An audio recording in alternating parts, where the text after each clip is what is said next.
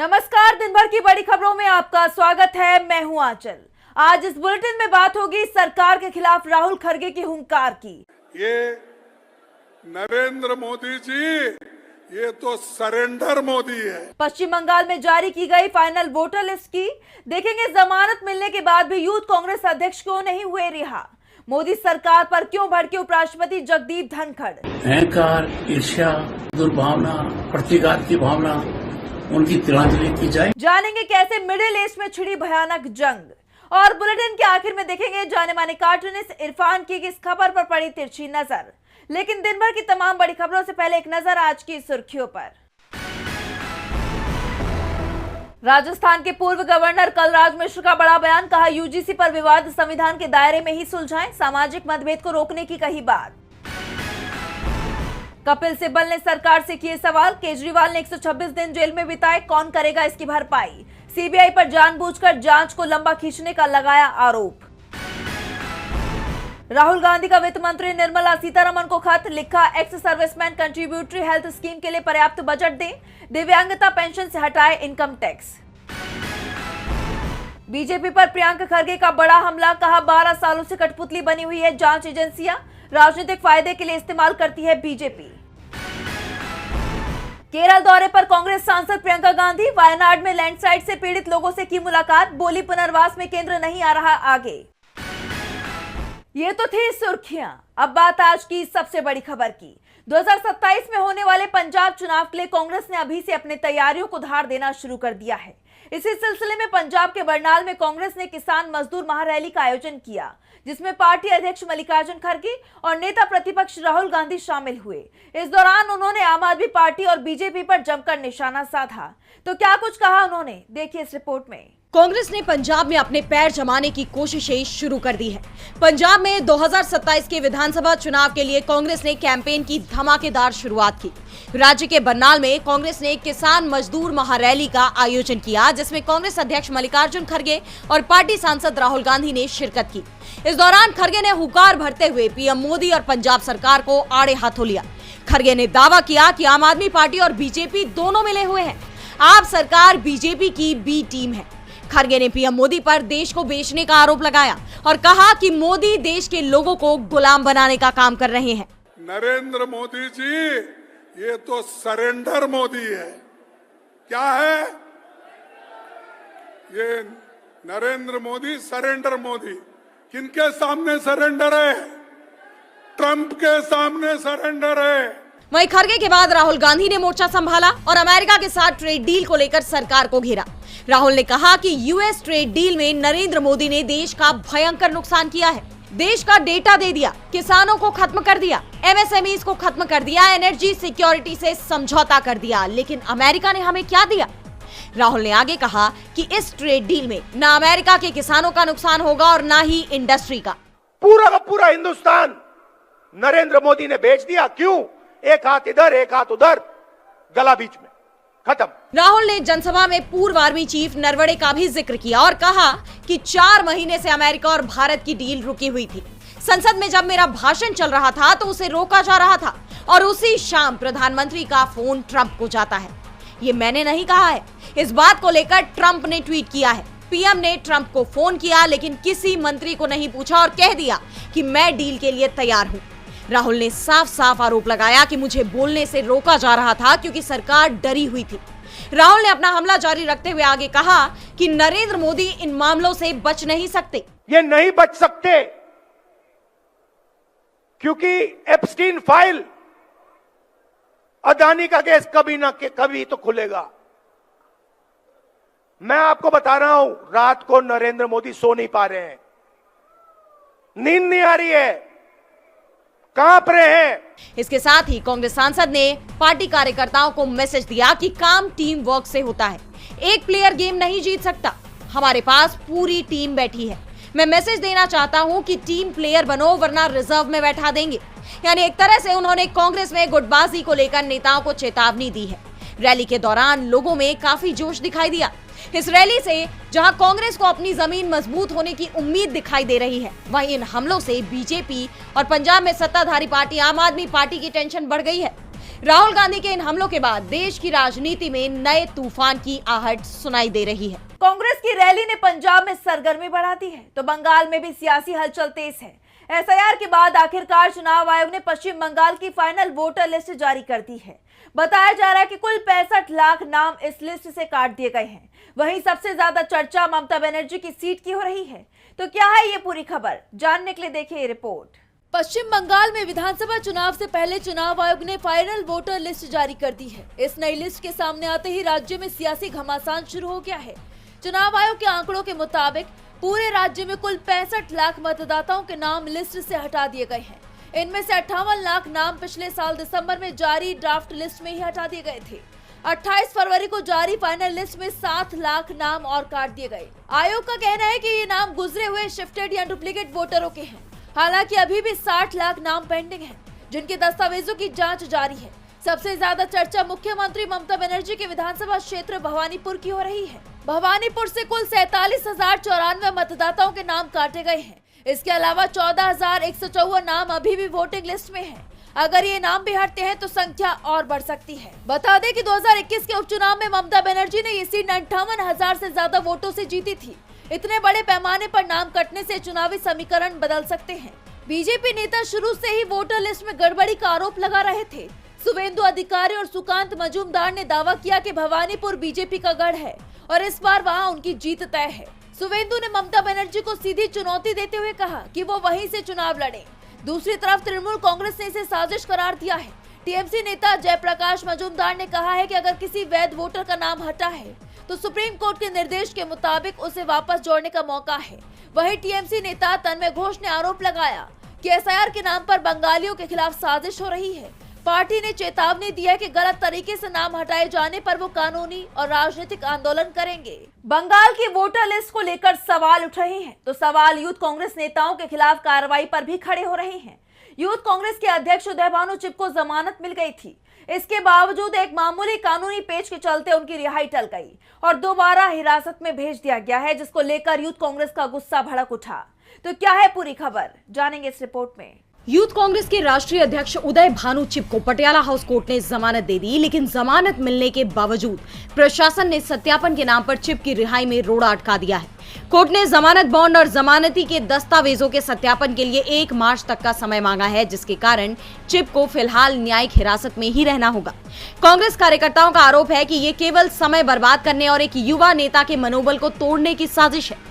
दरअसल AI summit में shortlist प्रदर्शन के मामले में दिल्ली पुलिस की क्राइम ब्रांच ने उदय भानु चिप की रिमांड 7 दिन और बढ़ाने की पुरजोर कोशिश की, लेकिन कोर्ट ने पुलिस के पास किसी ठोस आधार की कमी को देखते हुए इस मांग को सिरे से खारिज कर दिया। चिप के अधिवक्ता सुलेमान मोहम्मद खान ने बताया कि पुलिस के पास चिप के खिलाफ कोई सबूत नहीं था, जिसके बाद ड्यूटी मजिस्ट्रेट ने उन्हें 50,000 रुपए के निजी मुचलके पर सशर्त जमानत दी है। हैरानी की बात तो यह है कि जिस वक्त भारत मंडपम के बाहर शॉर्टलिस्ट प्रदर्शन हुआ, उदय भानु चिप वहां मौके पर मौजूद भी नहीं थे। यूथ विंग समेत पूरी कांग्रेस पार्टी इस कार्रवाई को राजनीति से प्रेरित बता रही है। अब हम आपको जमानत के बावजूद चिप को रिहाई न मिलने की पीछे की वजह भी बता देते हैं। तो कोर्ट ने उदय भानु चिप को 50,000 रुपए के निजी मुचलके और इतनी ही राशि की सुट्टी यानी श्योरिटी पर जमानत दी है। चिप ने तो अपना बॉन्ड भर दिया, लेकिन जो व्यक्ति उनकी सुट्टी यानी जमानतदार बना है, पुलिस उसके घर जाकर उसके कागजों की जांच कर रही है। पुलिस ये देख रही है कि जमानत देने वाला व्यक्ति हकीकत में है या नहीं और उसकी उतनी हैसियत भी है या नहीं। जब तक पुलिस इस तीसरे व्यक्ति यानी जमानतदार की रिपोर्ट कोर्ट में नहीं देगी, तब तक रिहाई का आदेश जेल नहीं जाएगा। इसीलिए जमानत मिलने के बावजूद उन्हें 1 मार्च तक रुकना पड़ रहा है। चिप को दोबारा हिरासत में भेजने की कार्रवाई को लेकर यूथ कांग्रेस में गुस्सा है। अब दस्तावेज सत्यापन के बाद 1 मार्च को उनके बाहर आने की उम्मीद है। यह तय माना जा रहा है कि रिहाई के वक्त यूथ कांग्रेस के नेताओं का भारी हुजूम जेल के बाहर उमड़ेगा, जिससे सीधे तौर पर बीजेपी को मैसेज दिया जाएगा कि यूथ कांग्रेस अपने विरोध पर अडिग है। कांग्रेस के विरोध से मोदी सरकार परेशान दिखाई दे रही है, तो पूर्व उपराष्ट्रपति जगदीप धनखड़ के बयान भी बीजेपी के लिए मुसीबत बनते जा रही हैं। धनखड़ साफ साफ कह रहे हैं कि अहंकार से ऊपर उठना चाहिए। उनके इस बयान को पीएम मोदी से जोड़कर देखा जा रहा है। तो और क्या कुछ कहा जगदीप धनखड़ ने, जानेंगे इस रिपोर्ट में। पूर्व उपराष्ट्रपति जगदीप धनखड़ एक बार फिर चर्चा में आ गए हैं। वो खुलकर अपनी बात जनता तक पहुंचा रहे हैं, साथ ही ऐसे बयान दे रहे हैं जिनसे सरकार पर कई सवाल खड़े हो रहे हैं। और अब जगदीप धनखड़ ने कहा है कि हम अहंकार, नफरत, बदला और जलन से ऊपर उठे। दरअसल पूर्व उपराष्ट्रपति जगदीप धनखड़ महाकाल मंदिर पहुंचे, जहां वो महाकालेश्वर मंदिर में भस्म आरती में शामिल हुए। इस दौरान उन्होंने भगवान महाकाल से देश की तरक्की, शांति और समृद्धि की प्रार्थना की। मंदिर प्रशासन की तरफ से धनखड़ का पारंपरिक स्वागत भी किया गया, जिसके बाद जगदीप धनखड़ ने कहा कि अहंकार, ईर्ष्या, दुर्भावना, प्रतिघात की भावना उनकी तिलांजलि की जाए और हर किसी के स्वस्थ होने की, प्रसन्न होने की कामना होनी चाहिए। मैंने यहाँ आकर प्रार्थना की है कि हमारा देश निरंतरता से उन्नति के पथ पर रहे। धनखड़ ने अपने इस बयान के जरिए कहीं न कहीं विपक्ष के उन आरोपों को बल दे दिया है, जिसपे विपक्ष लगातार देश में मोदी सरकार पर नफरत की राजनीति करने का आरोप लगाता आ रहा है। और अब धनखड़ ने साफ कर दिया है कि नफरत, बदला और जलन से ऊपर उठना चाहिए। बता दें कि उपराष्ट्रपति पद छोड़ने के बाद जगदीप धनखड़ लंबे वक्त से सार्वजनिक कार्यक्रमों से नदारद रहे थे, लेकिन अब जब वो जनता के बीच जा रहे हैं तो आक्रामक रुख अपना रहे हैं। बीते दिन भी उन्होंने इस्तीफे की वजह बताई थी और कहा था कि मैंने स्वास्थ्य कारणों के चलते इस्तीफा दिया, लेकिन मैंने ये कभी नहीं कहा कि मैं बीमार हूँ। अब उनके इन बयानों ने देश की राजनीति में नई बहस छेड़ दी है, जिससे मोदी सरकार पर फिर सवाल खड़े हो रहे हैं। धनखड़ का बयान चर्चा का विषय बन गया है तो सुर्खियों में इस वक्त महाराष्ट्र भी बना हुआ है। 25,000 करोड़ रुपए के घोटाले में डिप्टी सीएम सुनेत्रा पवार और दिवंगत नेता अजीत पवार का नाम आ रहा था और अब इस मामले में कोर्ट का बड़ा फैसला आया है। तो क्या है ये पूरा मामला, देखिए इस रिपोर्ट में। महाराष्ट्र के दिवंगत नेता अजीत पवार और डिप्टी सीएम सुनेत्रा पवार का नाम 25,000 करोड़ रुपए के घोटाले में सामने आया था। ये मामला महाराष्ट्र स्टेट कोऑपरेटिव बैंक घोटाले से जुड़ा है। वहीं अब सांसदों और विधायकों के मामले की सुनवाई करने वाली एक विशेष अदालत ने 25,000 करोड़ रुपए के महाराष्ट्र राज्य सहकारी बैंक यानी MSCB घोटाले मामले में बड़ा फैसला सुनाया है। अदालत ने मुंबई पुलिस की आर्थिक अपराध शाखा EOW की तरफ से दायर की गई 2 क्लोजर रिपोर्ट को स्वीकार कर लिया है, जिसमें दिवंगत अजीत पवार को क्लीन चिट दे दी गई है। इस बैंक और इसकी सहायक कंपनियों का नेतृत्व करने वाले कई प्रमुख नेताओं के नाम इस कथित घोटाले में सामने आए थे। आइए अब समझते हैं कि आखिर ये मामला क्या था। ये घोटाला राज्य के 31 जिला सहकारी बैंकों से जुड़ा है। आरोप है कि 2002 से 2017 के बीच नियमों को ताक पर रखकर चीनी कारखानों को भारी कर्ज बांटे गए। जब ये कारखाने कर्ज नहीं चुका पाए तो बैंक को 25,000 करोड़ रुपए का घाटा हुआ। इसके बाद बैंक ने वसूली के नाम पर इन कारखानों और उनकी जमीनों को बेहद कम दामों पर नीलाम कर दिया। चौंकाने वाली बात यह है कि ये संपत्तियां परिवार के करीबी रिश्तेदारों ने नहीं खरीदी। ईडी की जांच के मुताबिक जारंदेश्वर शुगर मिल की नीलामी में बड़ी गड़बड़ी हुई थी। इस मिल को गुरु कमोडिटी ने मात्र 65.7 करोड़ रुपए में खरीदा था।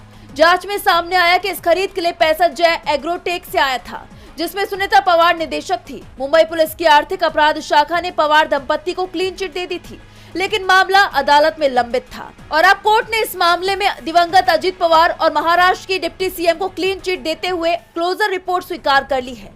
वहीं अदालत के इस फैसले को सुनेत्रा पवार के लिए बड़ी राहत के तौर पर देखा जा रहा है। एक तरफ जहां सुनेत्रा पवार को बड़ी राहत मिली है तो दूसरी तरफ इजराइल के एक बड़े हमले ने पूरे मिडिल ईस्ट को जंग की आग में झोंक दिया है। ईरान ने भी पलटवार में मिडिल ईस्ट में अमेरिका के सैन्य अड्डों को निशाना बनाया, जिसके बाद खाड़ी देश भी इस जंग में कूदने की चेतावनी दे रही हैं। तो मिडिल ईस्ट में कैसे बिगड़े हालात, आइए देखते हैं इस रिपोर्ट में। ईरान पर इजराइल के हमले ने मिडिल ईस्ट में जंग भड़का दी है। मिडिल ईस्ट के तमाम देशों में मिसाइलें गिर रही हैं, एयर स्पेस बंद हो गए हैं, जगह जगह सायरन बज रहे हैं। इसकी शुरुआत हुई ईरान पर इजरायली हमले से। इजराइल ने दिन के उजाले में ईरान की राजधानी तेहरान समेत कई शहरों पर हमला कर दिया। उसने अपने शील्ड ऑफ जूडा यानी यहूदियों की ढाल ऑपरेशन के तहत ईरान के supreme leader ayatollah Ali Khamenei के ठिकाने, तेहरान में स्थित राष्ट्रपति के आवास और राष्ट्रीय सुरक्षा परिषद के दफ्तर को निशाना बनाया। इजराइल का दावा है कि ईरानी सेना यानी IRGC के चीफ जनरल मोहम्मद पाकपोर के साथ ही ईरान के रक्षा मंत्री और खुफिया प्रमुख भी इन हमलों में मारे गए। हालांकि ईरान की तरफ से इस पर फिलहाल कोई प्रतिक्रिया नहीं दी गई, लेकिन ईरान ने नेशनल सुप्रीम सिक्योरिटी काउंसिल की एक तस्वीर जरूर जारी की है, जिसमें खामेनेई बैठे हुए दिखाई दे रहे हैं। इस बार ईरान के खिलाफ इजरायल के इस ऑपरेशन में अमेरिका शुरुआत से ही उसका पूरा साथ दे रहा है। अमेरिकी रक्षा विभाग पेंटागन का कहना है कि ईरान में उनका ऑपरेशन एपिक फ्यूरी जारी है, जिसके बाद ईरान आग बबूला हो गया और उसने करारा जवाब देने की बात कही है। ईरानी विदेश मंत्री अब्बास अराक्ची ने कहा कि ईरानी सेना अमेरिका और इजरायल के हमलों की जड़ तक जाकर करारा जवाब देगी। ईरान अपनी रक्षा कर रहा है और जिसने भी उसकी इस कार्रवाई को रोकने या कमजोर करने की कोशिश की उसे भी वैध निशाना माना जाएगा। यानी जहां से हमला या दखल होगा, ईरान वही जवाबी कार्रवाई करेगा। उन्होंने साफ किया कि हम युद्ध नहीं चाहते थे, लेकिन अब जवाब देंगे। ईरान ने इजरायल में कई ठिकानों पर मिसाइल हमले किए। मिडिल ईस्ट में अमेरिका के सैन्य अड्डों को भी बैलिस्टिक मिसाइल से निशाना बनाया। Saudi Arab, Bahrain, Kuwait, Qatar, UAE, Jordan, Iraq में ईरान की मिसाइलें कहर बरसा रही हैं, जिस पर खाड़ी देशों ने भी तीखी प्रतिक्रिया दी। सऊदी अरब और यूएई ने इसे संप्रभुता का उल्लंघन बताया और साथ ही चेतावनी भी दी है कि उन्हें जवाबी हमले का अधिकार है, जिससे पूरे मिडिल ईस्ट में जंग के फैलने की आशंका बढ़ गई है। बिगड़ते हालात पर यूरोपीय संघ ने चिंता जताई है। फ्रांस के राष्ट्रपति इमैनुअल मैक्रों का कहना है कि यह अंतरराष्ट्रीय शांति के लिए ठीक नहीं है। बेल्जियम ने आम लोगों की जान की हिफाजत की अपील की है। यूएनएससी की आपात बैठक बुलाने की मांग उठ रही है। रूस ने अमेरिका और इजरायल को तुरंत हमले रोकने की चेतावनी भी दी है, लेकिन मौजूदा हालात में ये जंग खत्म होने की बजाय और तेज होती नजर आ रही है। इस जंग का असर कई देशों पर पड़ सकता है, जिसको लेकर पूरी दुनिया चिंता में है। तो इस बीच 1 मार्च से ऐसे कई बदलाव होने जा रहे हैं जिनका असर आपकी रोजमर्रा की जिंदगी पर पड़ेगा। तो कौन कौन से हैं वो बदलाव जो 1 मार्च से होंगे लागू, आइए जानते हैं इस रिपोर्ट में। मार्च महीने की शुरुआत से ही कई बदलाव हमारी रोजमर्रा की जिंदगी में आने वाले हैं, जिनके मुताबिक अब हमें ढलना होगा, उन्हें अपनाना होगा। हालांकि इन बदलावों की खबर पहले ही आ गई थी, लेकिन ये नियम 1 मार्च से लागू हो रहे हैं। इनमें रेल टिकट के लिए नए ऐप और सिम बाइंडिंग सहित कई नियम शामिल हैं, जिसके बारे में हर किसी को जानना जरूरी है।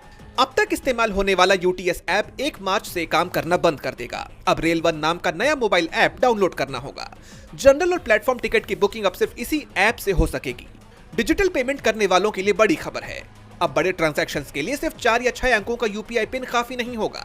सरकार 1 मार्च से मल्टी फैक्टर ऑथेंटिकेशन अनिवार्य कर रही है, यानी बड़े अमाउंट के ट्रांसफर के लिए आपको पिन के साथ बायोमेट्रिक्स जैसे फिंगरप्रिंट या फेस आईडी की जरूरत पड़ सकती है। इससे ऑनलाइन धोखाधड़ी पर लगाम लगेगी। साइबर फ्रॉड रोकने के लिए सरकार सिम बाइंडिंग का सख्त नियम ला रही है। अब व्हाट्सएप, टेलीग्राम और सिग्नल जैसे ऐप्स सीधे आपके सिम कार्ड से लिंक्ड होंगे। अगर आपके फोन से सिम निकाल दिया तो फिर ये ऐप्स काम करना बंद कर देंगे। आप वाईफाई या हॉटस्पॉट के जरिए भी इन्हें नहीं चला पाएंगे। अगर किसी सिस्टम पर व्हाट्सएप, टेलीग्राम जैसे ऐप्स खुले हैं तो 6 घंटे बाद वो अपने आप ही लॉग आउट हो जाएंगे। हर महीने की पहली तारीख की तरह इस बार भी ऑयल मार्केटिंग कंपनियां एलपीजी, सीएनजी, पीएनजी और हवाई ईंधन यानी एटीएफ के दामों की समीक्षा करेंगी। उम्मीद है कि कच्चे तेल की कीमतों के आधार पर इनके रेट्स बदल सकते हैं, जिसका सीधा असर आपके किचन के बजट और सफर पर पड़ेगा। यानी देखा जाए तो मार्च का महीना नई सुविधाओं के साथ साथ कुछ नई पाबंदियां और कुछ नई कड़ाइयां भी लेकर आ रहा है, जिन्हें अब हमें अपनी रोजमर्रा की जिंदगी का हिस्सा बनाना पड़ेगा और उसके मुताबिक ढलना पड़ेगा। और बुलेटिन के आखिर में देखेंगे जाने माने कार्टूनिस्ट इरफान की किस खबर पर पड़ी तिरछी नजर।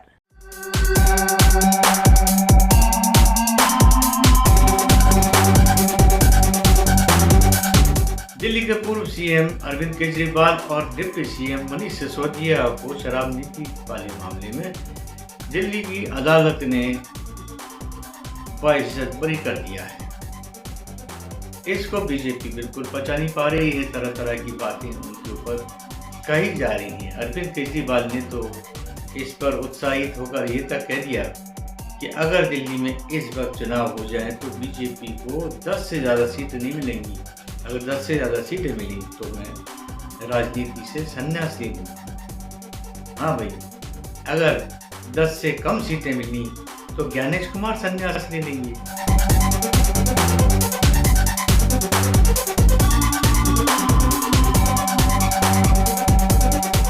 बहुत बहुत शुक्रिया इरफान जी। तो आज इस बुलेटिन में बस इतना ही। आप देखते रहिए टीवी लाइव। नमस्कार।